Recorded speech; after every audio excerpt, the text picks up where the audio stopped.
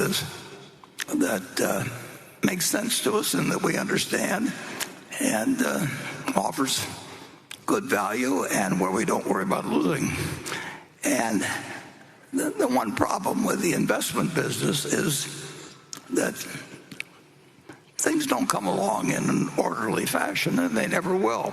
I mean, it isn't like every day. The long-term record is sensational, but that is not a product. And I've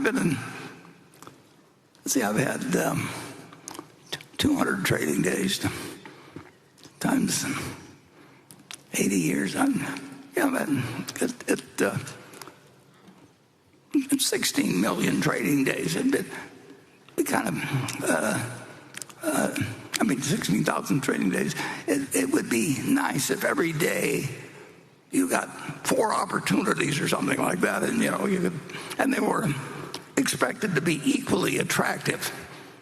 If I was running a numbers racket, every day would have the same expectancy of that I would keep 40% of whatever the handle was, and so the only question would be is how much we transacted. But we're not running that kind of a business, and so we're running a business which is very, very, very opportunistic. And Charlie always thought I did too many things. He thought if we did about 5 things in our lifetime, we'd end up doing better than if we did 50, and that we never concentrated enough. So that we would rather have, if we've got $335 billion now in treasuries, we would rather have conditions that are developed where we would have like $50 billion or something like that. But that just isn't the way the business works. And we have made a lot of money by not wanting to be fully invested at all times. And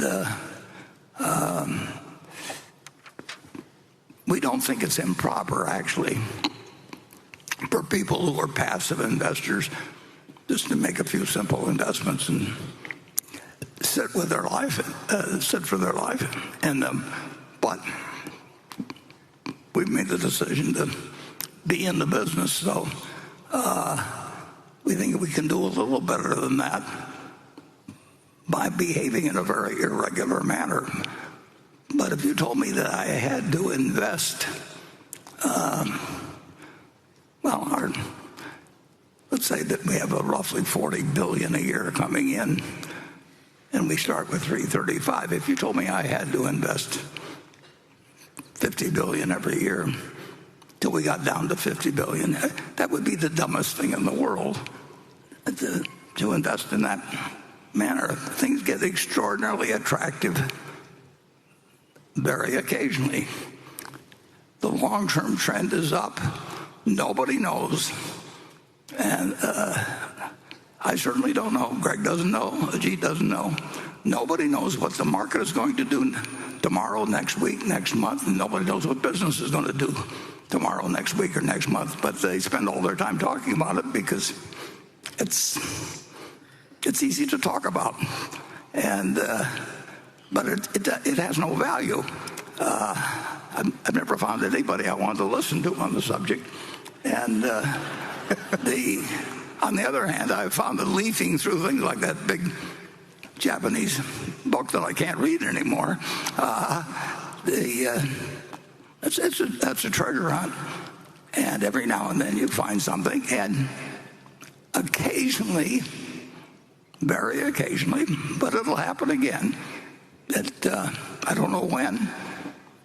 It could be next week, it could be 5 years off, but it won't be 50 years off. We will be bombarded with offerings that we'll be glad we have the cash for. And it'd be a lot more fun if it would happen tomorrow, but it's very unlikely to happen tomorrow. Very, very unlikely to happen tomorrow. But it's not unlikely